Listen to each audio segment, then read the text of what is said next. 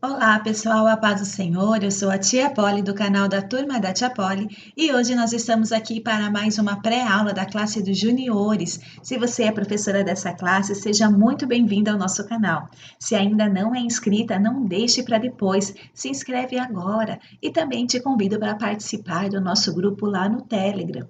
No primeiro comentário, vou deixar um link que te direciona até a nossa página. Venha fazer parte da nossa turma ali também e contribuir com as suas sugestões. Deus abençoe a sua vida. Vamos dar início então para a lição número 11, que traz por título Ageu, o profeta do templo.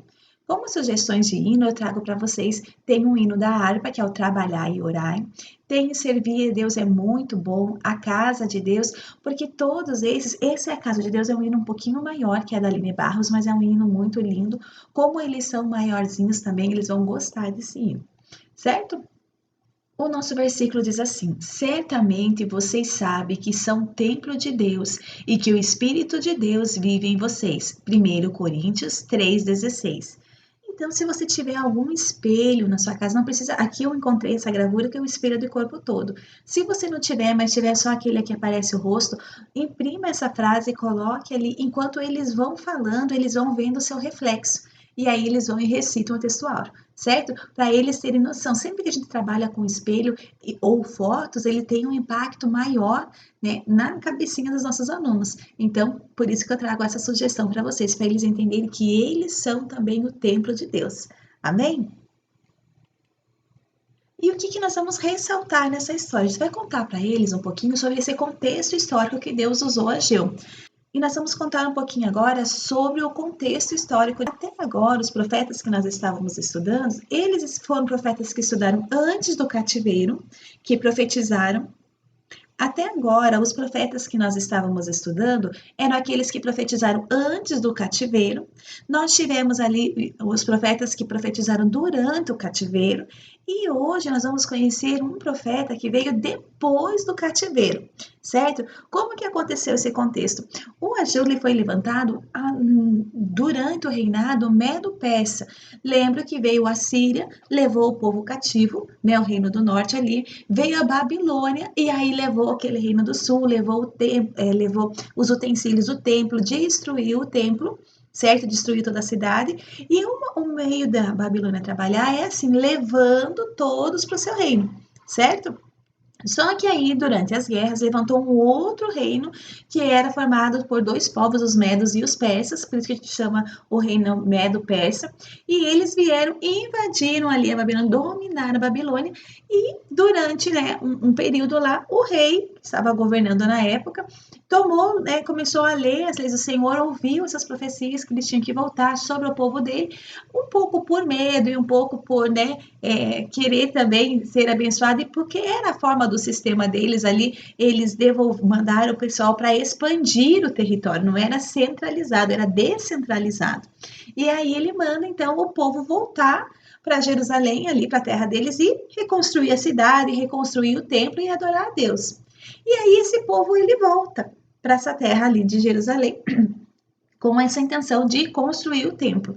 Só que o que acontece? O povo, ele foi, começaram bem a boa obra, foram reconstruindo as suas vidas, foram reconstruindo o templo, só que nesse momento chega os samaritanos, porque quando o rei Nabucodonosor, ele vem e leva, né, a primeira leva, leva a segunda leva das pessoas, leva a terceira leva, ele deixa na terra algumas pessoas ali que eram mais humildes, que não demonstravam, assim, perigo para ele, né? Eram pessoas assim que pacíficas, que não demonstravam assim que iam se levantar e se rebeliar para ir mantendo a terra ali.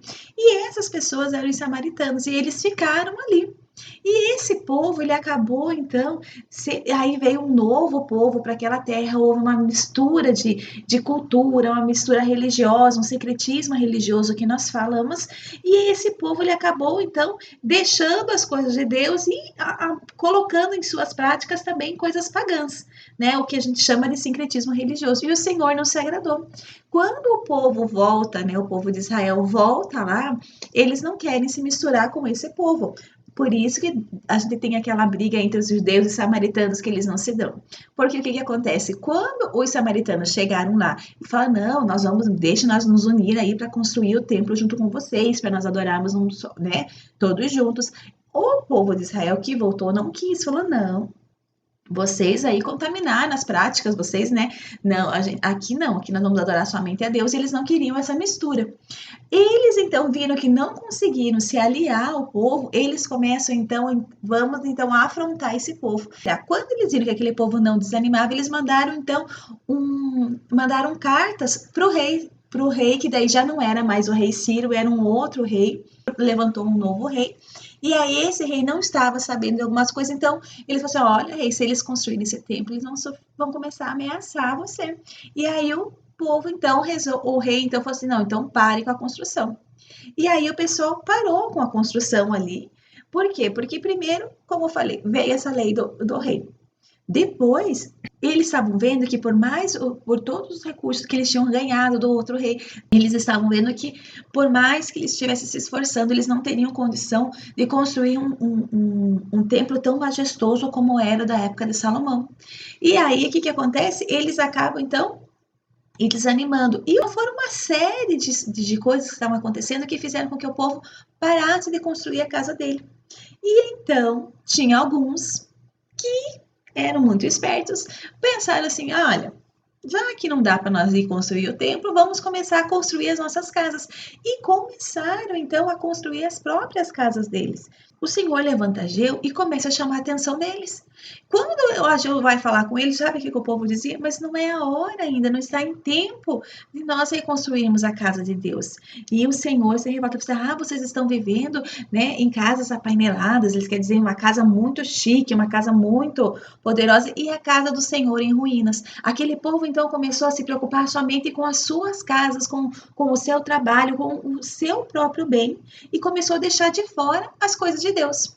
Né, começou a deixar para depois a casa do Senhor. E o levanta Ageu, então, para chamar a atenção do povo, certo? Então, todo esse é o contexto histórico ali sobre como que Ageu começou a profetizar, foi usado por Deus. O período que Ageu se levantou foi exatamente nessa época de construção, quando o povo volta para a cidade e eles precisam reconstruir tanto a cidade, os muros e principalmente o templo do Senhor. Eles saem ali, quando eles saem, o rei Ciro ele dá assim uma quantidade, ele dá cartas dizendo que é para liberar material para eles construírem o templo.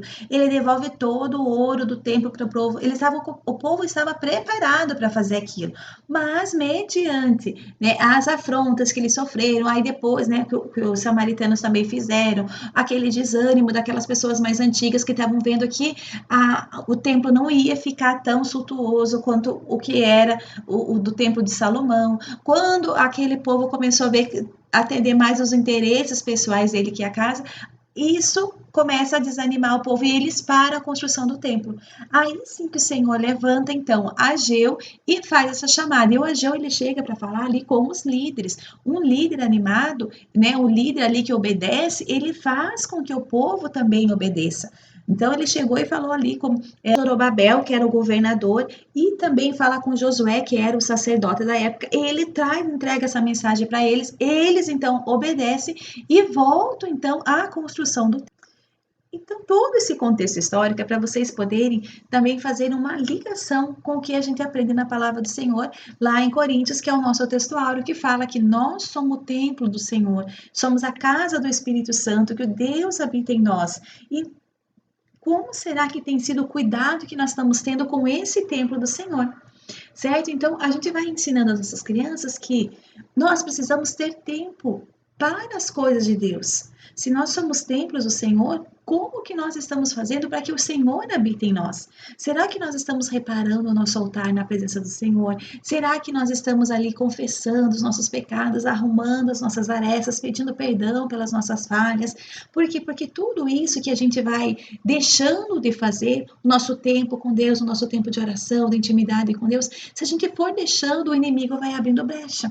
Cada coisa que você deixa de fazer para Deus, ele começa a encher com as coisas deste mundo. Quando aqueles homens começaram a dar ouvido para que as outras pessoas falavam, eles começaram a desanimar. E o que acontece? Eles começaram, então, a se ocupar de outras coisas que não eram da vontade de Deus. Então, essa é uma chamada que nós precisamos, qual é o tempo que vocês têm indicado para manter esse templo do Senhor. Então, aí é isso que você vai chamando os teus alunos cada vez mais, como que eles têm cuidado das coisas de Deus.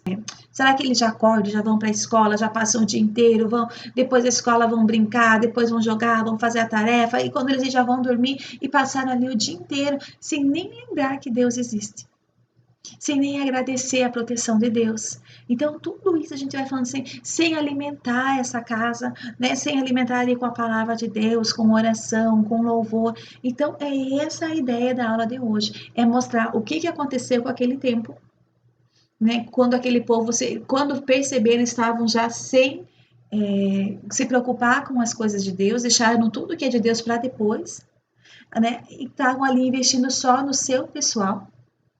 E a gente tem que lembrar que nós estamos aqui é de passagem, a nossa morada não é aqui. Então, para que nós vamos ficar investindo coisas aqui, se logo nós estaremos com Cristo? E aí, por isso que a maior parte do nosso tempo nós temos que procurar investir nas coisas de Deus, porque é coisa que a traça não corrompe, que o ladrão não rouba, porque nós estamos investindo no reino de Deus, certo?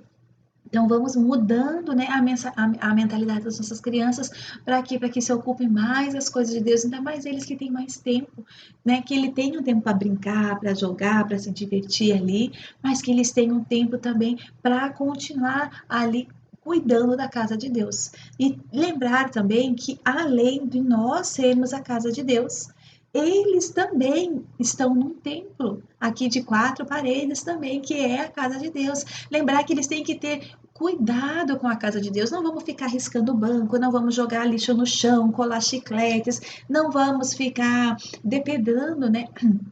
Não vamos ficar estragando o templo do Senhor, pisando na grama, sujando a sala, pondo o pé na parede, sabe? Todos esses cuidados, a forma do comportamento que nós temos na igreja.